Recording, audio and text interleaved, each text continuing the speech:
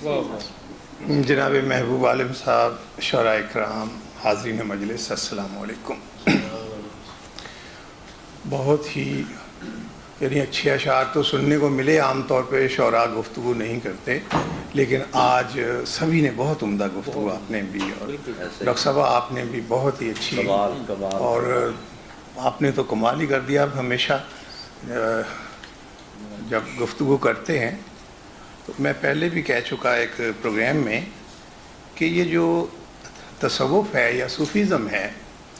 اس کے لیے کسی یونیفارم کی ضرورت نہیں ہے، اور نہ ہی شہر سے باہر کسی کلی میں رہنے کی ضرورت ہے۔ صوفی جو ہے ایک ایٹیچیوڈ ہے، اور صوفی جو ہے 22ویں گریڈ کا آفیسر ہو سکتا ہے، اور اللہ سے ڈر کے رہا کرے۔ ہو سکتا ہے آپ نے صوفی کو پی این کے طور پہ دروازے کے باہر بیٹھا رکھا، ڈرنا چاہیے۔ صوفیزم جو ہے یہ بیسیکلی آپ جو کام کر رہے ہیں، جس کانفرنس کا بھی ذکر ہوا، مجھے بھی انہوں نے اعزاز عطا کیا کہ ایک پروگرام کو میں نے بھی ہوسٹ کیا، تو یہ جتنی بھی ایفرٹ کر رہے ہیں بیسیکلی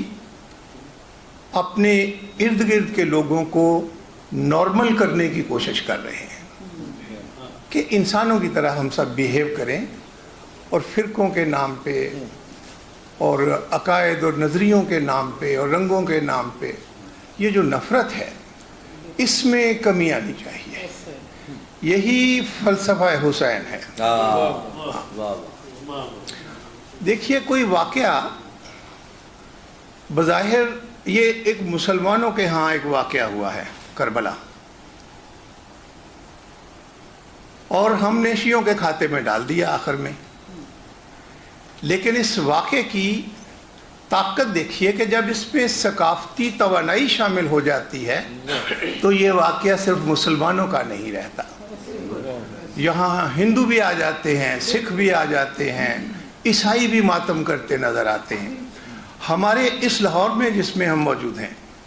آپ صرف 50 سال 60 سال پیچھے چلے جائیں اور آزادی کے آس پاس کے دنوں میں دیکھیں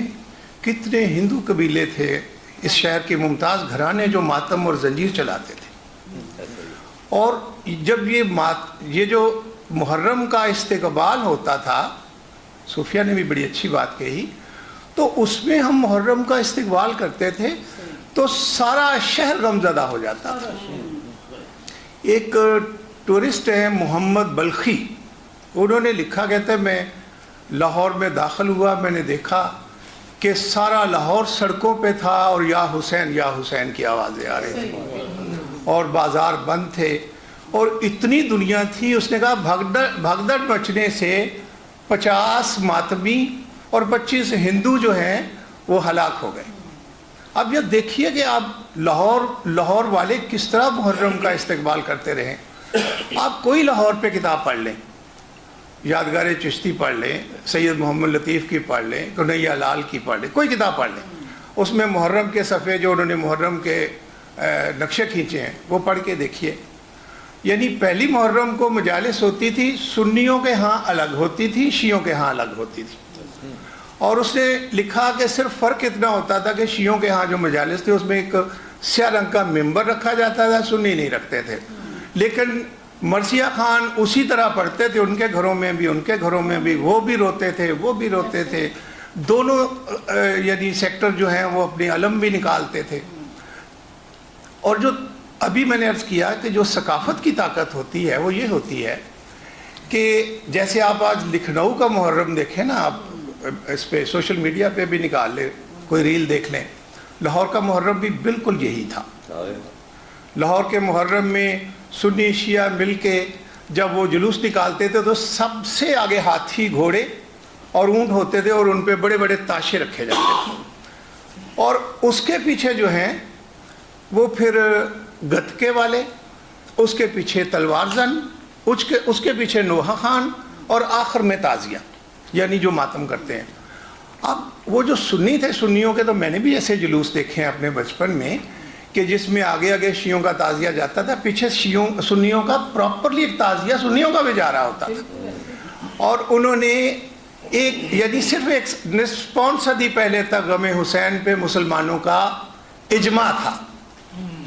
سب لوگ روتے تھے حسین کو. لیکن یہ پتہ نہیں یہ نصف صدی میں کیا ہوا ہے کہ ہم نے ہیرو بھی بانٹ لیے آپس میں، اور ہم نے ایک دوسرے کو یعنی اسی غم کے ذریعے اذیت دینے کی بھی کوششیں کی ہیں. بہرحال دیکھیے، ایک چھوٹے سے صحرا میں ایک واقعہ ہوا، نہ کوئی اخبار، نہ کوئی ریڈیو، نہ کوئی ٹیلی ویژن، نہ سوشل میڈیا. لوگوں کا خیال تھا کہ ایک صحرا میں ایک واقعہ ہوا ہے، کسی کو پتہ نہیں چلے گا. لیکن دیکھیے وہ واقعہ خوشبو بنا، کہانی بنا، اور آپ کے دلوں تک آ گیا. اس واقعے نے آپ دیکھیے مسلمانوں کی نفسیات بدلی، مسلمانوں کے طریقہ عبادات بدلے، مسلمانوں کی معیشت بدل دی، مسلمانوں کی سیاست بدل دی. اور سب سے بڑا جو امام مظلوم کا پیغام تھا وہ یہی تھا کہ امام نے پیغام دیا کہ جس طرح سے بنی امیت جس طرز حکومت سے حکومت کر رہے ہیں، بندے اور حکومت کے درمیان، بندے اور اسٹیٹ کے درمیان اس تعلق کو نئے سرے سے استوار کرنا چاہیے. یہ دھونس دھاندلی، یہ آوازیں دبانا اور قتل کرنا، امام اسی کے لیے کھڑے ہوئے تھے. یہ مذہبی فریضہ تو ہے ہی، لیکن یہ انسانی حقوق کی کہانی ہے، آزادی اظہار کی کہانی ہے. یہ اگر وہ چپ رہتے تو آج ہم میں سے کوئی بھی نہ بولتا. بھرے پڑے تھے، چھلک رہے تھے اصحاب سے، یعنی شہر چھلک رہے تھے، اصحاب کی اولادوں سے چھلک رہے تھے. لیکن اس بد ذات کے سامنے اگر آیا تو صرف پیغمبر کا بیٹا، اور وہ پیغمبر میرے اور آپ کے الگ الگ نہیں ہیں، وہ پیغمبر ہم سب کے ہیں، پیغمبر کے نواسے ہم سب کے ہیں. میں آپ سے التجا کروں گا کہ جن لوگوں نے یہ کرائم کیا ہے، آپ زیادہ نہ کر سکیں تو ان سے علیحدگی کا اظہار تو کر سکتے ہیں نا، ان کرمنل لوگوں سے. آخر اگر آپ کا قیامت پہ یقین ہے اور آپ کا خدا کے عدل پہ یقین ہے تو یقیناً یہ کیس وہاں لگیں گے. فاطمہ روتی ہوئی آئے گی، رسول آئیں گے اور پوچھیں گے کہ یہ سب کس نے کیا. وہاں کوئی مارنے والوں کے گلے میں تمغے نہیں ڈالے جائیں گے. یہ ذہن میں رکھیے کہ انسان وہ ہوتا ہے جو لکیر کے جس طرف کھڑا ہے اسے یقین ہو کہ وہ درست سمت میں کھڑا ہے. ہمیں لکیر کو پہچاننا چاہیے اور درست سمت پہ اپنی پوزیشن رکھنی چاہیے کہ ایک دن ہم نے اپنے رسول کے سامنے بھی پیش ہونا ہے.